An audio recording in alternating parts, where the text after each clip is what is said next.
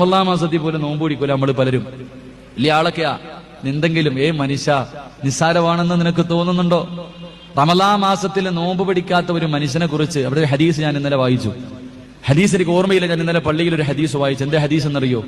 എന്റെ പ്രിയപ്പെട്ടവരെ, റമളാൻ മാസത്തിൽ നോമ്പ് പിടിക്കാത്തവൻ കള്ളുകുടിയനെക്കാളും വ്യഭിചാരിയെക്കാളും വൃത്തികെട്ടവനാണെന്ന് നബി മുഹമ്മദ് മുസ്തഫ. ഇന്ന് ഈ നാട്ടിലെ മുസ്ലിമീങ്ങളിൽ ഏറ്റവും വലിയ വൃത്തികെട്ടവൻ കള്ളുകുടിയും പെണ്ണുകുടിയും എന്നുള്ളവനല്ല. റമളാൻ മാസത്തിൽ അള്ളാഹു നോമ്പ് പിടിക്കാതിരിക്കാൻ ചില കാരണങ്ങൾ പറയും, ചില റുഹ്സകളുണ്ട്, ചില ഇളവുകളുണ്ട്.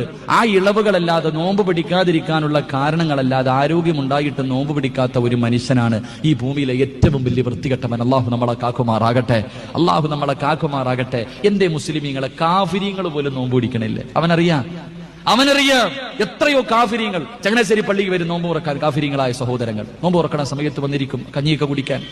എന്റെ പ്രിയപ്പെട്ടവര്, നമ്മുടെ അറിവിൽ എത്രയോ ആൾക്കാർ എന്തിന്